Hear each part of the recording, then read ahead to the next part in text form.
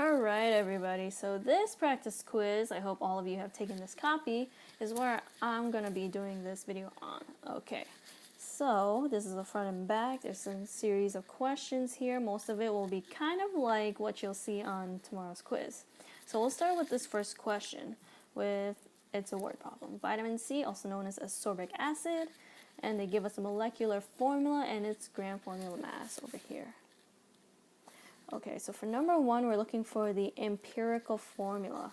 So what do we mean by that? So that means we're looking for the simplest ratios. So we're taking this molecular formula, C6H8O6, and we're reducing that to its empirical form. So we find the greatest common factor here, and that is 2. So we divide all of those coefficients by 2. C3H4O3. Can we simplify it any further? No. So that's what we leave it at. Okay. Alright, next is what is the gram formula mass? So we need to find the molar mass again. Let's split it up by its elements, N, H, P, and O. Okay. So N, there are 3 of them, times its atomic mass of 14. That gets us 42. H, there's 4 times 3, that is 12. Phosphorus, there is only 1 of that, and it's about 31. And then oxygen, there are 4 and 16 grams per every oxygen. So that's 31. This one is 64. So we add all of these up, 1, 2, 3, 4, and let's see what we get. 42 plus 12 plus 31 plus 64, all of that equals 149 grams per mole. So that's our answer. Okay, next, what is the gram formula mass of copper sulfate with water? So that's a hydrate. Okay, same thing. So here you could split up the O's, or you could put it all together. So there's only 1 copper, there's 1 sulfur, there are 4 on the first part, and then 5 on the second part, for a total of 9 oxygens. Hydrogens, there's 10 of them. Okay, 9 times 16, which come out to about 144. Now, I don't remember the atomic masses for copper and sulfur. So that's where you need the reference table to look it up. Okay. So when you pull out your periodic table, look to the atomic masses. So we're looking for copper. Copper is, well, 63.5. Let's round it up to 64. It's okay to round to 63 as well. It's kind of in the middle. I prefer 64 because it's closer there. And then sulfur is 32.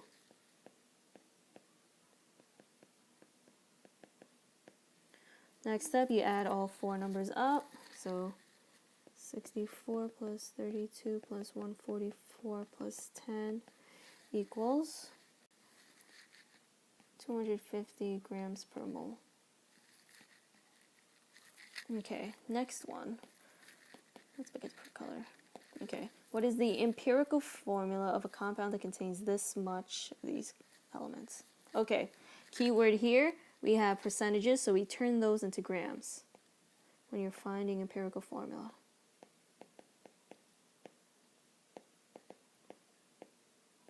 Assuming we have a 100-gram sample, so that we can figure out the moles. So the next step is divided by their atomic masses. Nitrogen is 14, oxygen is 16. Okay, 30.4 divided by 14. Okay, so here you can approximate these as 2 and 4 already. Or if you want to go to the next step, what you're going to do here, let's pick a different color. You're going to divide by the lowest coefficient. So let me just draw an arrow here because I'm a math geek. I like to be technically correct. Oops, that's not correct. So you're going to divide by the lowest coefficient you see here. So that leads to 1, and this leads to 2. So that means we have 1 N and 2 O's. That's what these coefficients mean. So this is our final answer, NO2. Okay. Okay, next part. What is the molecular formula with this is our empirical, and this is the gram formula mass. Okay. So here we're going to start with our empirical formula. We need to figure out what that is. There's 2 phosphorus and 5 oxygens. Alright, and you continue on and you get 62 over here, and this is 80. All this together adds up to 142 grams per mole. And that's just for the empirical formula. The next step, you're going to do this. You're going to take your molecular mass divided by the empirical mass. So you can figure out how many times the empirical can go into the molecular. And so we're going to take 284 divided by the 142. I highly suggest you remember bigger number over the smaller number. And this comes out to 2 times. So the molecular formula is twice the amount of the empirical. So take that 2, and you get P4O10 as your answer. There you go. If you want to check back, you can actually work your way backwards to find the molar mass of P4O10, and it should come out to also 284 grams, just to make sure you're doing this correctly. All right, next question. The total number of moles represented by 20 grams of calcium carbonate. Okay, we're looking for number of moles. We're given the sample mass. But first we need to figure out what's the gram formula mass. Calcium, C and O. There's only 1 calcium, there's only 1 carbon, and 3 oxygens. By now you should probably memorize some of these common elements. Calcium, on the other hand, I don't have memorized. Alright, how many grams is calcium? We get 40 grams. 40, 12, and 48. Okay, add it all up. 40 plus 12 plus 48 gets us 100 grams per mole. So that's our molar mass. So let's go to our formula, find in the reference table. Number of moles, which is what we're looking for, equals given mass over the molar mass. Okay, so we're going to take 20 grams divided by the 100 grams per mole, and you should get 0.2 moles. Okay, that's your answer, 0.2 moles. Alright, what is the total mass in grams of 3 moles of H2O? So let's write out our elements. 2 hydrogens gets us 1 gram each. Only 1 oxygen, 16. All together, this comes out to 18 grams per mole. Okay, so we now have 3 moles, according to our equation, equal to our mass, which is what we're looking for, over the molar mass of 18 grams per mole. So 18 times 3, that should get us to 54 grams. That's our answer. If you need 18 for 1 mole and you have 3 moles, then it should be 3 times the amount, 54 grams. Alright, next. Alright, so now we're on to this back page with a buttload of questions.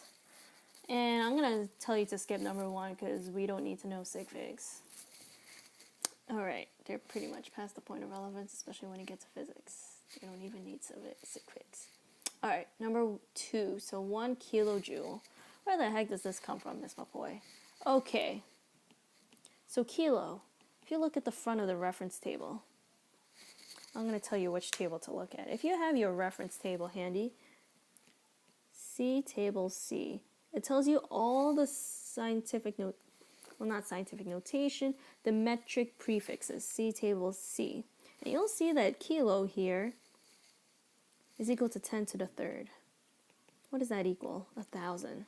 So 1 kilojoule is equal to 1,000 joules. Okay. Number 3. Again, now we're looking at percent error. What the heck, Miss Mapoy? We didn't do this in class. Well, we kind of did this in lab. So we should practice doing stuff like this. And guess what? It's in the reference table as well, this percent error equation. Okay, so see table T for this one.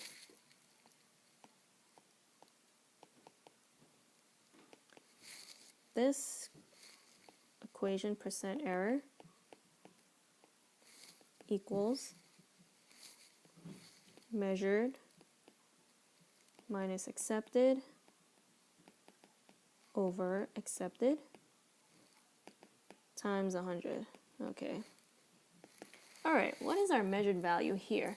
So in the laboratory activity, a student determined to be 37.8. So that's what the student got. So that's 37.8% minus over here 36%, which is the accepted value, over our accepted value of 36% times 100. So we could just drop these percentages and just treat them like normal numbers. So when you do the math, 37.8 minus 36, that's 1.8 divided by 36 times 100. You should get some decimals. So 1.8 divided by 36. You know what, guys? Guess what I'm listening to? I'm listening to the Moana soundtrack on repeat.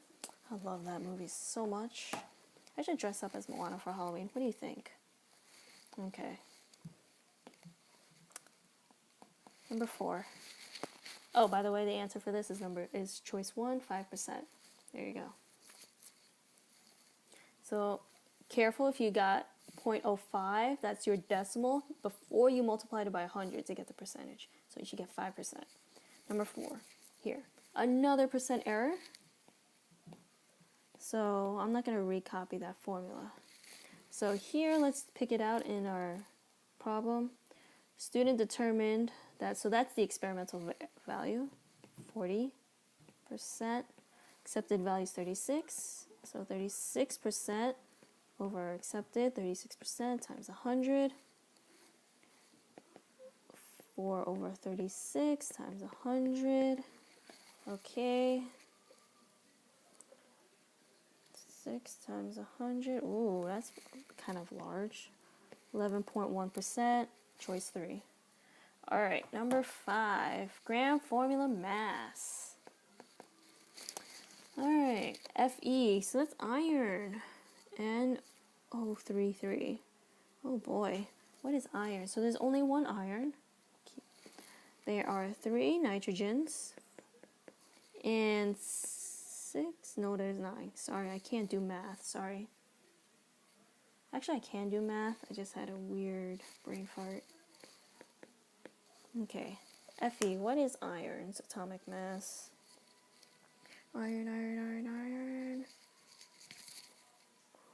55.8, so that's 56 grams.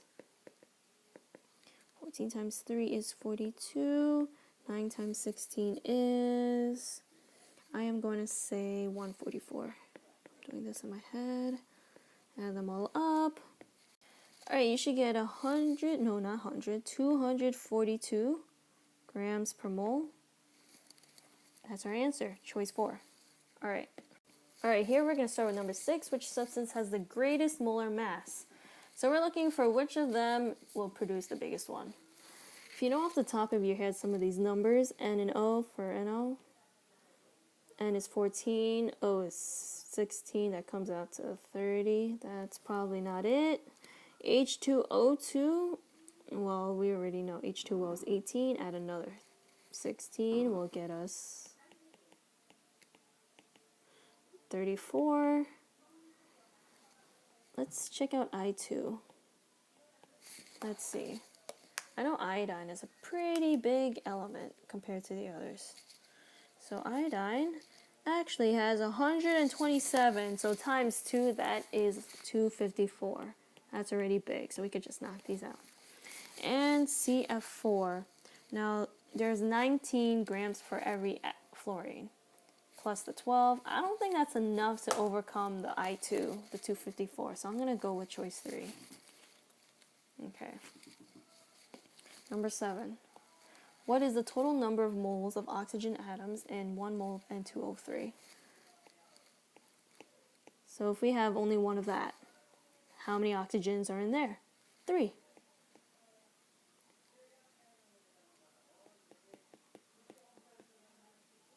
Number of moles of atom per molecule. Okay. So that is our answer. So that, at the same token, you have 2 moles of nitrogen within the whole thing. Okay. Now, number 8. The gram formula mass of a compound is 48 grams. Okay. The mass of 1 mole of this compound is, same thing, 48 grams. So it's asking you basically, do you know the definition of molar mass? So the gram formula mass is the same thing as molar mass. So I'm just going to write it here for you guys, so you guys remember. Alright, number 9. 1 mole of O2 is approximately the same mass as 1 mole of what? Okay. O2. That means 2 of every 2 oxygens. That's 32 grams per mole. So we're looking for something that is also 32. Well, we can cross off lithium and hydrogen. They're very small. So is carbon and hydrogen, CH4. Okay, let me check my handy-dandy reference table. Sulfur actually is 32 grams per mole of every sulfur. So it's sulfur. That's our answer. Alright, number 10. A sample of a compound contains that many grams of zinc, that many grams of carbon, and that many grams of oxygen. What is the mole ratio of zinc to carbon to oxygen in this compound? So what exactly is this thing asking for? So I highly suggest you kind of treat it like an empirical formula question.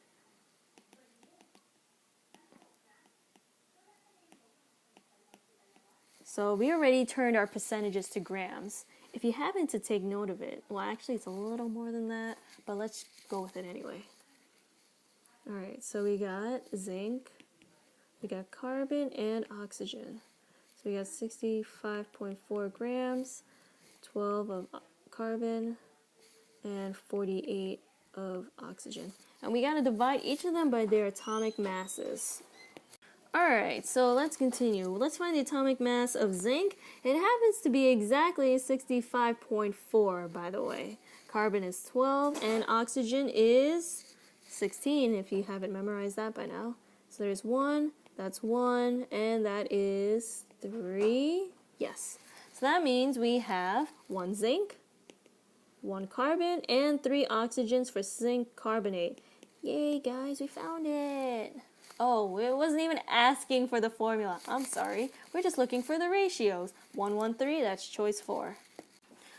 Alright, 11. So this isn't too bad of a question, but it's just a lot of work. We're just looking for which of them has the greatest percent composition by mass of sulfur. Alright, so let's see. Alright, so thankfully, if you check this out, sulfur only appears once in each of them. So sulfur has about 32 grams per mole. So that's what we have to look out for. Which of these will make the biggest fraction? Alright, so we need to figure out what the others are. And I'm opening up my calculator, not my reference table. Alright, strontium is about 88.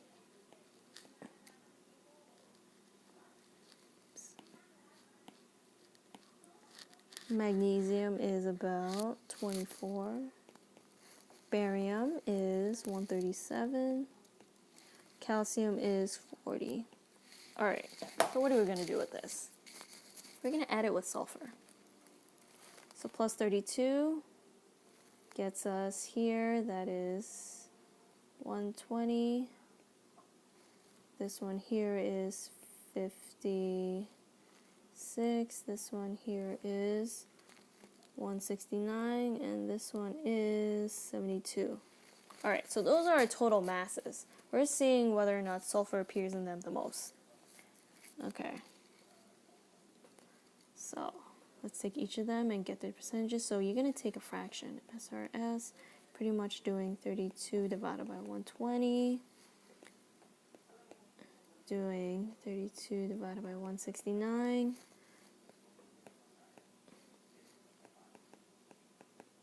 And then, oops, I did that wrong. Let's backtrack a bit here. So this is once again 32 over 56. And this one is 32 divided by 72. So we're looking for biggest fraction, which is essentially the biggest percent composition. All right, so the biggest fraction here would be MGS here. 32 over 56 will be something that's closest to 1. That's the biggest percent. All right, number 12. What is the percent composition by mass of sulfur in the compound MgSO4? The gram formula mass is 120 grams per mole. Hey, they already gave it to us. Okay, now let's see. How many S's do we have? There's only one S. So there's 32 grams within that total of 120. So let's do 32 divided by 120 times 100 to get our percent composition. Okay, 32 divided by 120 will get us 100, 26.7%. Approximately 27%. It looks like my sister needs to ask me something. Oh boy, Ray-Bans, 90% off. 90% off! Guys, go buy Ray-Bans for 90% off. It's International Women's Day. Go buy them, girls. Okay, sorry for the diversion. Breaking news, guys. You can find Ray-Bans as low as like $25 because of this sale. Go buy them. 4 hours left. There are 4 hours left as of this moment, 7:30. So you know that at that time I'm pretty much recording. Okay, that sounded like nonsense. Okay, let's continue, guys. Number 13. Okay, the percent composition by mass of nitrogen in NH4OH. Ammonium hydroxide. Ooh. Its gram formula mass is 35 grams per mole is equal to... Okay, so they're looking for the numerical setup. So hint, hint, nudge, nudge. If there's a question that asks for numerical setup, this is what it should look like. Okay, percent composition by mass of nitrogen. So how many nitrogens do we have? We have two of the, no, just one of them. Wow, I'm getting my letters mixed up. 14 grams for nitrogen.